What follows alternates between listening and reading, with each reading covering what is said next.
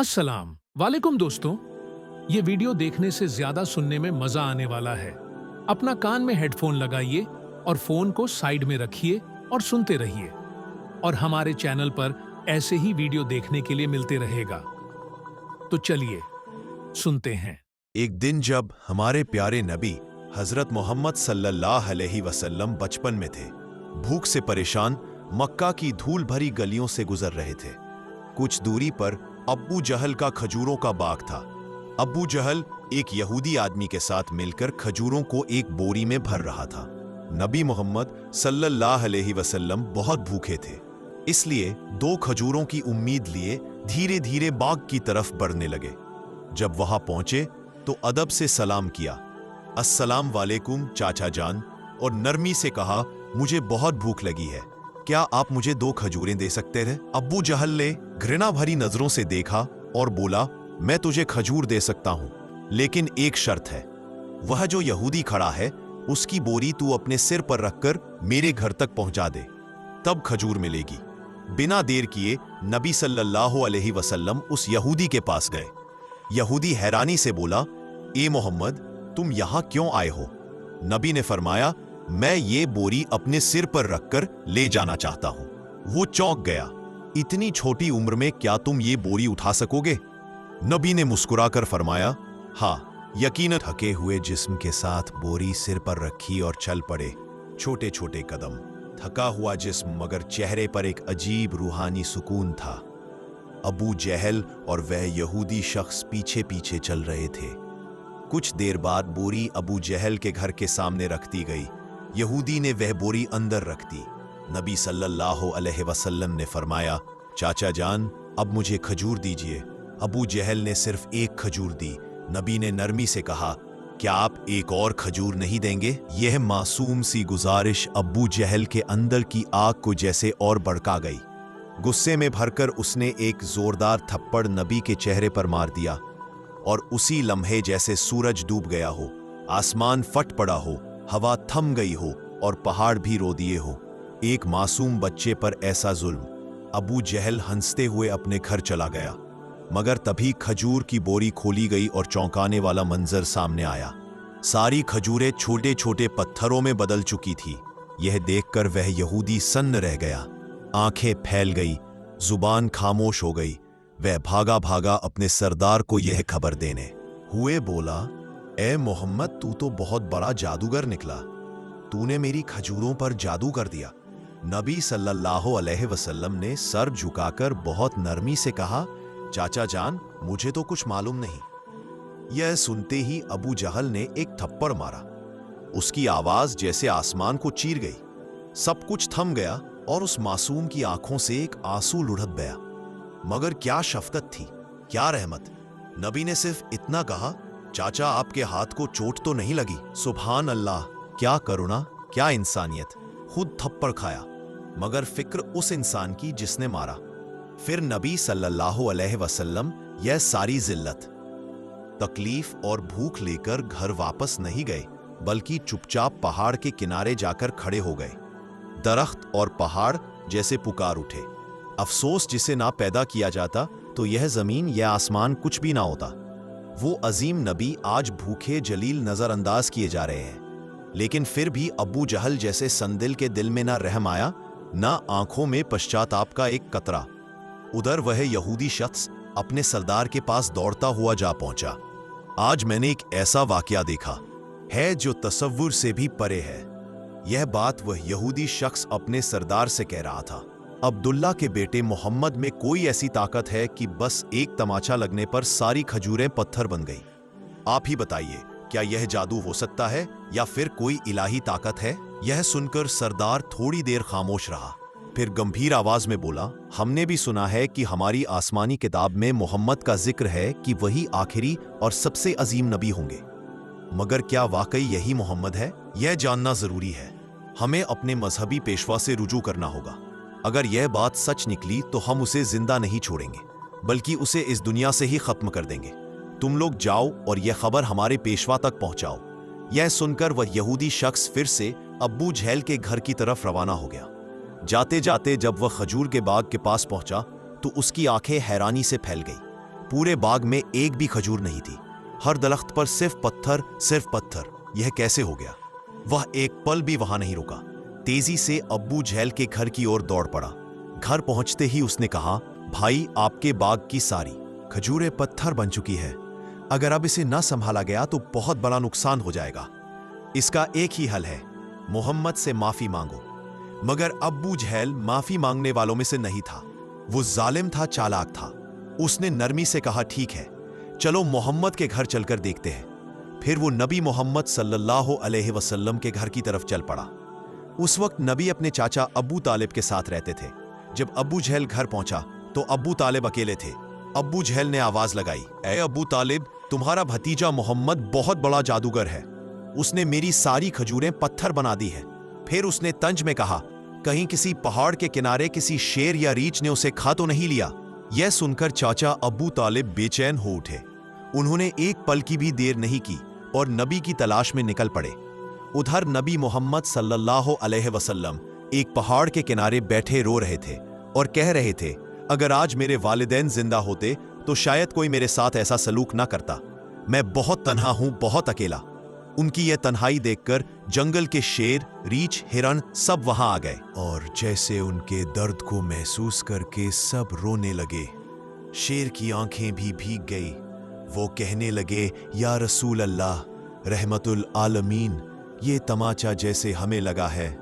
आप अब ना रोइए, ये आंसू हम बर्दाश्त नहीं कर पा रहे। कुछ ही लम्हों में चाचा अबू तालिब वहां पहुंच गए। उन्होंने जब ये मंजर देखा तो कुछ कह ना सके, बस सन्न रह गए। नजारा इतना अजीब और दिल को छू लेने वाला था। फिर उन्होंने नबी को सीने से लगाया और पूछा, किसने तुम्हें तकलीफ दी मेरे लाल? जब तक मैं जिंदा हूं कोई तुम्हें छू भी नहीं सकता। इसके बाद चाचा अबू तालिब नबी को लेकर घर लौट आए। लेकिन उसी रात अबू तालिब खुद अब्बू झाल के घर पहुंच गए। उन्होंने गुस्से से नहीं मगर सच्चाई से कहा, तुम उस आसमान पर एक अजीब रोशनी फैली। सब लोग समझे कोई तारा टूटा है, मगर हकीकत यह थी कि फरिश्ते एक एक करके जमीन पर उतर रहे थे। एक फरिश्ता दूसरे से कह रहा था, इन आंखों से जो आंसू बहा है, एक दिन उसी से अजीम किताब नाजिल होगी। यही सबसे अजीम इंसान है और आखिरी नबी भी, जो पूरी दुनिया के लिए रहमत बनकर आया है। उधर जब यहूदियों को इस मौजिजे चमत्कारी घटना की खबर मिली तो उनके दिलों में आग लग गई। उन्होंने नबी मोहम्मद सल्लल्लाहु अलैहि वसल्लम को कत्ल करने की साजिशें शुरू कर दी, क्योंकि वो चाहते थे कि आखिरी नबी उनके कबीले में पैदा हो। मगर ऐसा नहीं हुआ। उनमें से एक यहूदी शख्स अपने मजहबी पेशवा के पास गया और सारी कहानी तफसील से बताई। पेशवा ने थोड़ी देर आंखें बंद की, फिर धीमे स्वर में बोला, मैं इसे पहचान गया हूं। यही वह नबी हैं जिनका जिक्र हमारी किताबों में है। उनकी दो निशानियां हैं, एक उनके कंधे पर मोहरे नबूवत, दूसरी उनकी निगाहों में बसी रहमत। किसी ने पूछा, तो क्या आप ईमान लाएंगे? वो खामोश हो गया, सर झुका ली। इसीलिए हम सच्चाई का इनकार करेंगे। उधर हर साल चाचा अब्बू तालिब तिजारत के लिए शाम जाया करते थे। उस दिन भी अब्बू तालिब शाम के सफर की तैयारी में लगे थे। तभी नबी मोहम्मद सल्लल्लाहु अलैहि वसल्लम आकर बोले, चाचा जान, क्या मैं भी आपके साथ शाम चल सकता हूं? अब्बू तालिब उन्हें मना नहीं कर सके। अगले ही दिन वो दोनों एक तिजारती काफिले के साथ रवाना हो गए।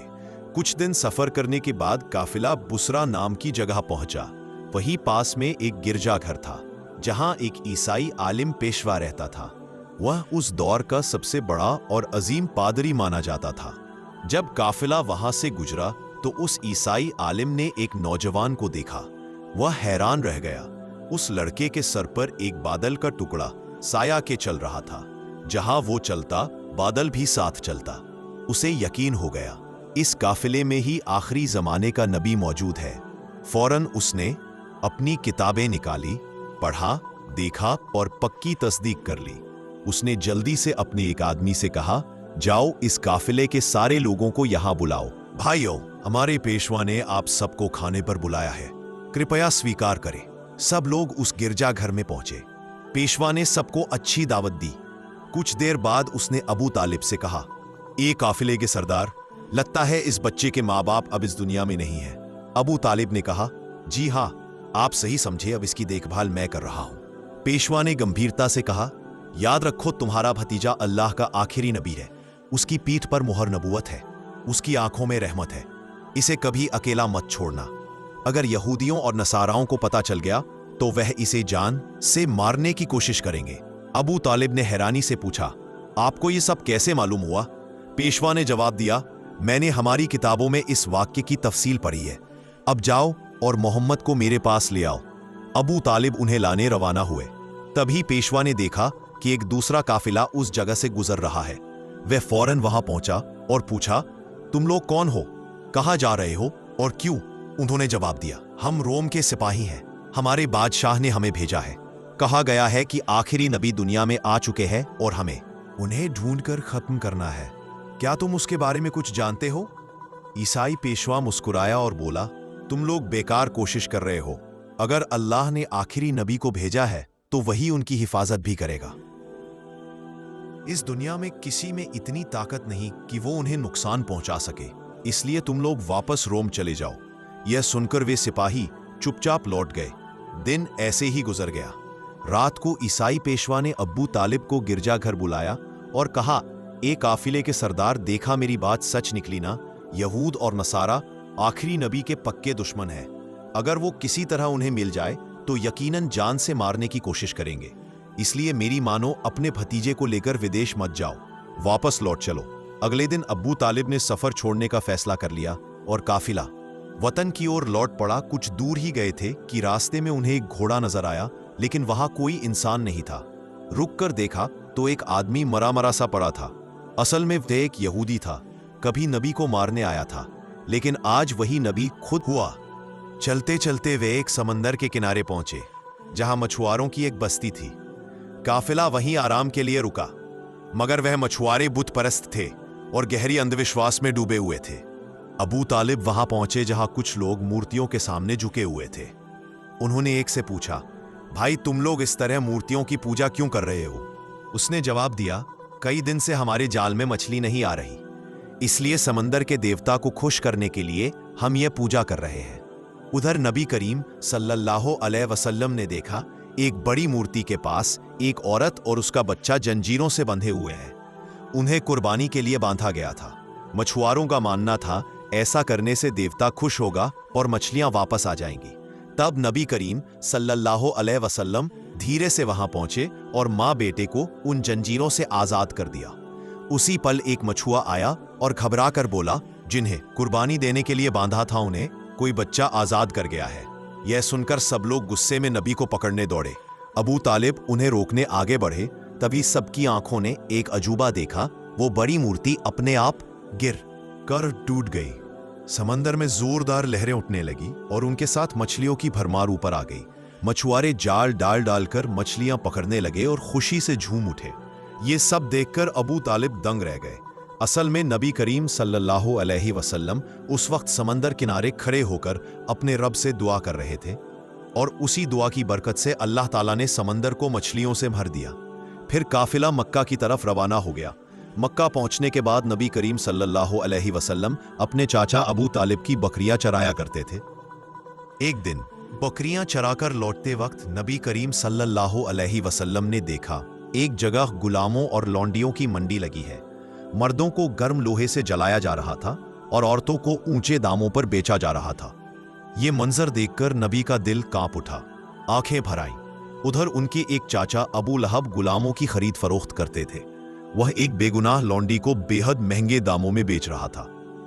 तभी उसी लौंडी का शौहर दौड़ता हुआ आया और बोला, हुजूर, आप ये जुल्म मत कीजिए, हमें माफ कर दीजिए।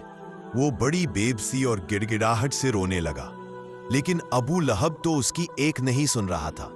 उसी वक्त हमारे रहमत वाले नबी सल्लल्लाहु अलैहि वसल्लम वहां पहुंच गए। आपने अपने चाचा अबू लहब से फरमाया, चाचा, इस औरत को मत बेचिए। अबू लहब ने घूरते हुए कहा, मैंने इसे बहुत महंगे दाम में खरीदा है, अगर तुम इसकी कीमत अदा कर दो तो ले जाओ। तब नबी करीम सल्लल्लाहु अलैहि वसल्लम ने बिना कुछ कहे उसकी कीमत अदा कर दी और उसी दिन वो औरत हमारे प्यारे नबी की वजह से आजाद हो गई। कुछ अरसे बाद मक्का में लंबे वक्त से बारिश नहीं हो रही थी। हर तरफ सूखा, बच्चे मर रहे थे, जानवर और परिंदे प्यास से तड़प रहे थे। मक्का के बड़े बड़े सरदार इकट्ठा होकर बोले, बहुत हो गया, हम सब मिलकर काबा के पास चलेंगे और बारिश के लिए दुआ करेंगे। जब तक बारिश ना आए हम वापस नहीं लौटेंगे। ये कहकर सारे लोग एक एक करके काबा की तरफ रवाना हो गए। चाचा अबू तालिब भी जाने लगे। तभी मोहम्मद सल्लल्लाहु अलैहि वसल्लम ने पूछा, आप कहाँ जा रहे हैं? अबू तालिब ने जवाब दिया, बेटा मोहम्मद, मक्का सूख चुका है, बहुत दिन गए, बारिश नहीं हुई। सब लोग काबा जा रहे हैं ताकि अल्लाह से पानी मांगा जा सके। मोहम्मद सल्लल्लाहु अलैहि वसल्लम ने बड़े सादगी से कहा, चाचा जान, मुझे भी साथ ले चलिए। अबू तालिब थोड़े हिचकिचाए, नहीं बेटा, तुम अभी छोटे हो, वहां मक्का के बड़े बड़े सरदार होंगे, अगर मैं तुम्हें साथ ले गया तो लोग मेरा मजाक उड़ाएंगे। मोहम्मद सल्लल्लाहु अलैहि वसल्लम ने मुस्कुराते हुए कहा, चाचा जान, अगर वहां मुझे वहां रहने नहीं देंगे तो मैं खुद वापस आ जाऊंगा। यह सुनकर अबू तालिब कुछ ना कह सके। उन्हें मोहम्मद सल्लल्लाहु अलैहि वसल्लम से बहुत मोहब्बत थी। वो उन्हें साथ लेकर काबा की तरफ चल पड़े।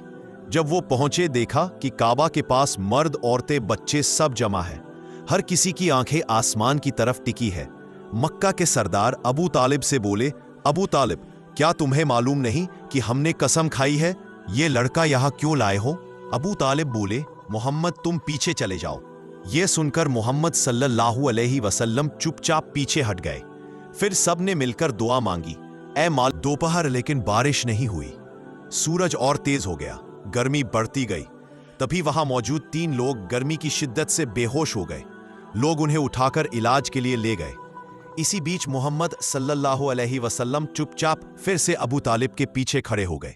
अबू तालिब ने मुड़कर देखा और गुस्से में बोले, मोहम्मद तुम फिर यहां कैसे आ गए?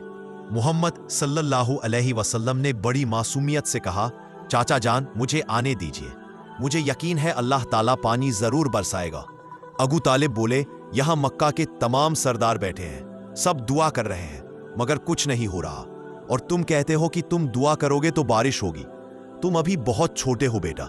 यह सुनकर मोहम्मद सल्लल्लाहु अलैहि वसल्लम फिर पीछे हट गए और फिर सबने एक बार फिर से मिलकर दुआ मांगी, एक खालिक के काबा, हमें पानी दे दो। लोगों ने दुआ की, रोए पुकारा, लेकिन बारिश नहीं हुई। सब थक हार कर एक कोने में बैठ गए। गर्मी बहुत ज्यादा थी, सब लोग परेशान थे। चाचा अबू तालिब पीछे मुड़े तो देखा, अरे मोहम्मद तुम फिर आ गए। वो गुस्से में बोले। मोहम्मद सल्लल्लाहु अलैहि वसल्लम ने बड़े अदब से कहा, चाचा जान, मैं आपका पसीना पोंछने आया हूं। ये सुनकर अबू तालिब की आंखें भर आई। उन्होंने मोहम्मद सल्लल्लाहु अलैहि वसल्लम को गले से लगा लिया। फिर प्यारे नबी ने कहा, चाचा जान, मुझे बस एक बार काबे के पास जाने दीजिए। अगर मैं वहां गया तो अल्लाह ताला जरूर बारिश बरसाएगा। ये बात मक्का के एक सरदार ने सुन ली। वो जोर से बोला, ए मक्का वालों, देखो बारिश आ रही है। सब हैरान रह गए, कहां बारिश? हम तो गर्मी में झुलस रहे हैं और ये कह रहे हैं बारिश आ रही है। एक सरदार ने कहा, मोहम्मद तुम आगे बढ़ो। लेकिन दूसरे सरदारों को अपनी शान का घमंड था। अगर ये छोटा बच्चा आगे गया और दुआ कबूल हो गई तो हमारी इज्जत चली जाएगी। काफी बहस के बाद आखिरकार मोहम्मद सल्लल्लाहु अलैहि वसल्लम को काबे के सामने जाने की इजाजत मिल गई। वो धीरे धीरे आगे बढ़े, काबे के सामने खड़े हुए, फिर आसमान की तरफ देखा, हाथ उठाए और बड़े दर्द और मोहब्बत से दुआ की, ऐ मेरे अल्लाह, अपने बंदों पर रहम फरमा, बारिश बरसा दे। अभी दुआ खत्म भी नहीं हुई थी, मक्का और उसके आसपास सब जगह जोरदार बारिश होने लगी। लोग खुशी से चिल्ला उठे, बारिश आ गई, बारिश आ गई। हर कोई भीगता हुआ अपने घरों की तरफ लौटने लगा। हर चेहरे पर मुस्कान थी, लेकिन कोई नहीं जानता था कि यह सब किसकी वजह से हुआ। मोहतरम नाजरीन, ये सिर्फ एक तारीखी वाकया नहीं है, ये मोहब्बत, रहमत और तकवा की जिंदा मिसाल है। हमारे प्यारे नबी सल्लल्लाहु अलैहि वसल्लम ने कितनी तकलीफें सही, फिर भी कभी किसी को बद्दुआ नहीं दी, बल्कि हमेशा ये दुआ की, ऐ मेरे रब, मेरी उम्मत को माफ फरमा दे। लेकिन आज हम वाकई उनके सच्चे उम्मती हैं? क्या हम उनकी सुन्नत पर अमल करते हैं? क्या हमारे दिल में उनके लिए वैसी मोहब्बत है जैसी होनी चाहिए? जिस नबी के दर्द पर पहाड़ रोए, दरख्त रोए, जानवर रोए, आज हम रो भी नहीं सकते। हमारा दिल क्यों नहीं पिघलता? आइए सब मिलकर दुआ करें, या अल्लाह हमें अपने प्यारे नबी के वसीले से माफ़ फरमा दे, हमारी गलतियों को माफ़ कर दे, हमें उनकी सच्ची मोहब्बत और उनके रास्ते पर चलने की तौफीक अता फरमा। आमीन।